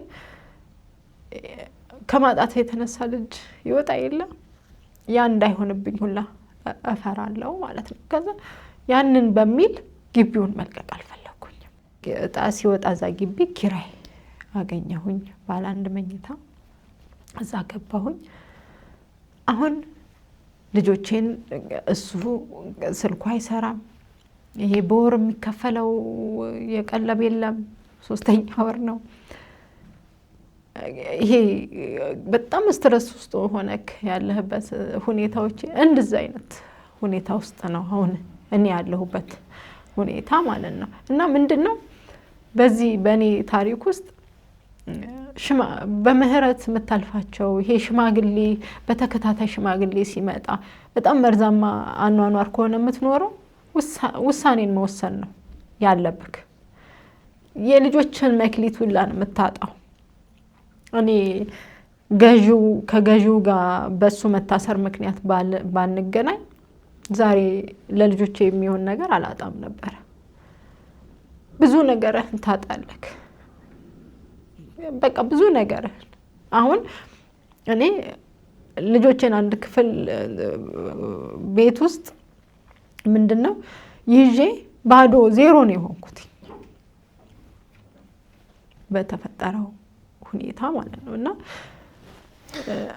ምናልባት እንግዲህ ብዙ ሰው ከዚህ ይማራል ብዬ አስባለሁ። በህይወታችን ውስጥ ለሚገጥሙን ነገሮች እንደው ምን አይነት ምላሽ ነው መስጠት ያለብን የሚለውን ማለቴ ነው።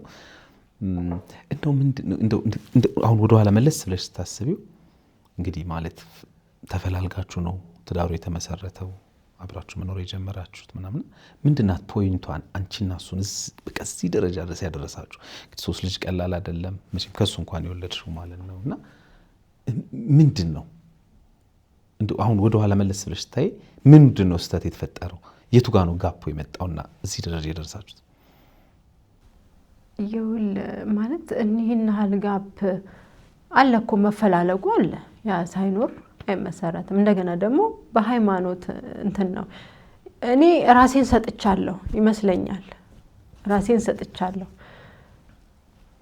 በሱ በኩል ራሱን አልሰጠም። ለምን የኔ ልጅ አምኖ እንደ ልጁ መቀበል ነበረበት እዛ ጋር። ስለዚህ ጋፑ ከልጅሽ ጋር የተያዘ ነው። ጅማሩ በቃ እሱ ነው። እንደገና ደግሞ አንዳንዴ ይመስለኛል ቤተሰብ ኢኮኖሚ እሱን ነው እንዲረዳቸው የሚፈልጉት። እኔ የምከለክልም ሴት አልነበርኩም በሰዓቱ ማለት ነው። ቤተሰብን አትርዳ ምናምን መልስ ሴትም አልነበርኩም። እንደውም አንዳንዴ ሳስበው ይሄ ከዛም የሚወስደው ገንዘብ ምናልባት ለቤተሰብ በሚልከውም እዚህም ቤትን በሚያስተዳድረው እንደገና ደግሞ አንዳንድ ነገሮች አው መታየው ነገር አለ ደባል ነገሮች ምናምን ነበሩ እና እነዛ ነገሮች አው ይሄ ምንድነው የተረዳሁበት እሱን የሚያስበው በቃ ማለት የሚኖረውን ኑሮ ሳይሆን የሚያስበውን ኑሮ አልኖርኩም ብሎ ነው የሚያስበው። ይሄ ለራሱ ያለው ግምት እንደገና ደግሞ ምንድነው ቢሮ ላይ ካለበት ቢሮ ትልቅ ሄድ ኦፊስ ላይ ምናምን መግባት ነበር የሚፈልገው። እኔ ከዛ ምን እለዋለሁ እንደዚህ ሲለኝ ቆይ ተረጋጋ። አንዳንዴ ምንድነው የማይመስልህ ነገሮች አሉ። እሱ ሐሳቡን ቢያነሳም እኔ ቆይ ተረጋጋ ነው የምለው። የዛኔ ምንድነው ለሱ እኔ ለሱ መልካም እንደማላስብ ነው የሚያስበው ማለት ነው። ግን አንዳንድ ነገሮች ስታይ እዛ አንተ ትዳርህን ስታከብር እግዚአብሔር የሚረዳህ ማለት ነው እንጂ ዝም ብለህ እንደፈለክ እየኖርክ አይደለም ያንን ቦታ ልታገኝም የምትችለው። ከዛ ባለው ነገር እንደዚህ ነው እኔ እንትን የምለው በሚናገረውም ነገር እንትን እላለሁና ያ ነገር አያስደስተውም። እሱ የሚለውን ማድረግ እንዳደርግ ነው የሚፈልግ የነበረው ማለት ነው። እንግዲህ ዛሬም በዋናነት ከታሪክሽ ጎን ለጎን እንደው ቻሌንጅ ቢሰጡኝ የሆነ ነገር አለሽ ይመስላል። ምንድነው ቲክቶክ ትሰራለሽ? አዎ 18000 ፎሎወር አለኝ።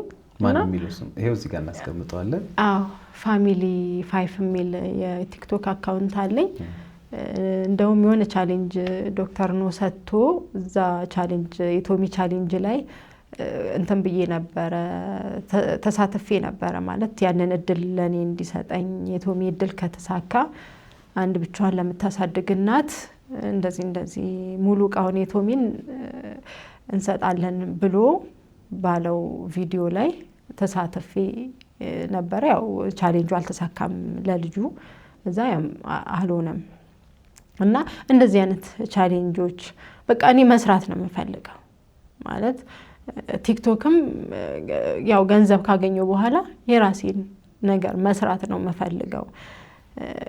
ልጆቼን ስብስብ አድርጌ ማሳደግ ስለምፈልግ በዚህ በቻሌንጅ ማስታወቂያ ቢያሰሩኝ አካውንቴን ፎሎ ቢያረጉልኝ በየውሃ ሚዲያ ስም ያው ተመልካቾች ይሄ አካውንቷ ፎሎ አድርጎ አካውንቷን ከዛ ደግሞ ቻሌንጅ ፋሚሊ 5 የሚለው ይሄን ማለት ነው። ይሄን የምትመለከቱን አካውንት ከዛ ደግሞ ቻሌንጅ ማለት ምንድነው? እንደዚህ ያስገቡና እንደዚህ ይደረጋል ምናምን የሚባለው እንደዛ በቃ ልክ እንደዛ ልታሰሩት ትችላላችሁ።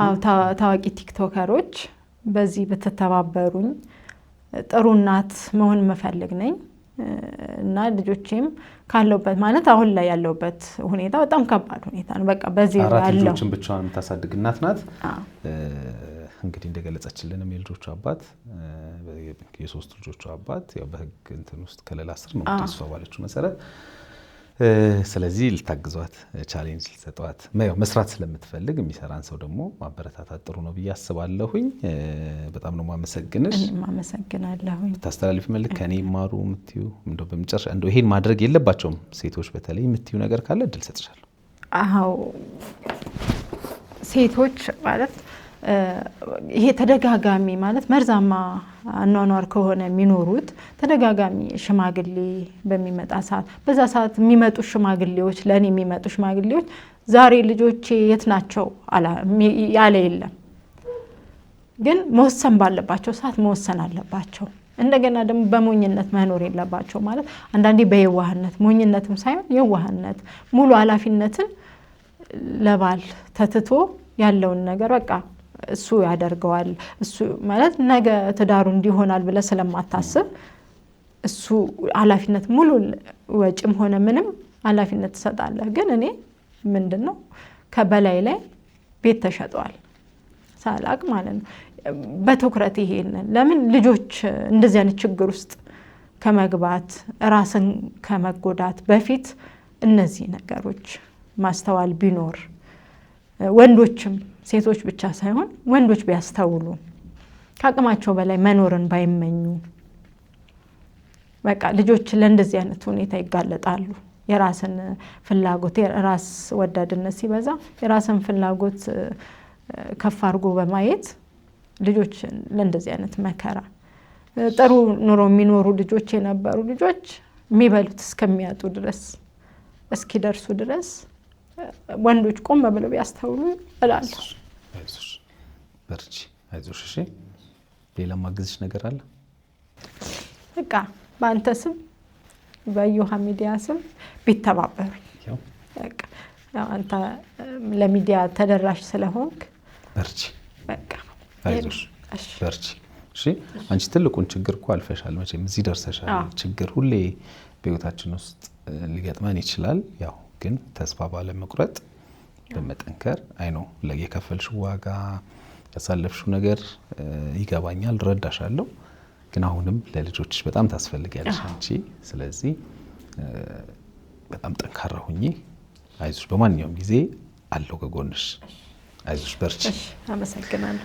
እንግዲህ የተከበራችሁ ተመልካቾች ከዛሬ ባለታሪክ እንግዳይ ጋር ያደረኩት ቆይታ ይህን ይመስላል። እንደተማርንበት ተስፋ አደርጋለሁኝ። የቲክቶክ ገጿን ፋሚሊ 5 ይሄን የቲክቶክ ገጿን ፎሎ አድርጉ። ቲክቶከሮች ደግሞ አድርሱላቸው። እንግዲህ ምንድነው ቻሌንጅ እንዲሰጧት እና የተሻለ ለልጆቿ ጥሩ እናት ሆና ልጆቿ የሚያስፈልጓቸውን ነገሮች አድርጋ ጠንክራ በርትታ አርአያ የምትሆን እናት እንድትሆን የበኩላችሁን አስተዋጽኦ መወጣት ትችላላችሁ ብዬ ስለማስብ ማለት ነው። በሌላ ጊዜ በሌላ ታሪክ እንገናኛለን። በዮሃ ሚዲያ የሚቀርብ ታሪክ ካላችሁና እኛን ማግኘት ከፈለጋችሁ ደውሉ። የመረጃ ክፍል ባለሙያዎች ሀሳባችሁን ተቀብለው ከኛ ጋር ያገናኛችኋል። እኔ አለምሰገድ ታደሰ ነኝ። መልካም ጊዜ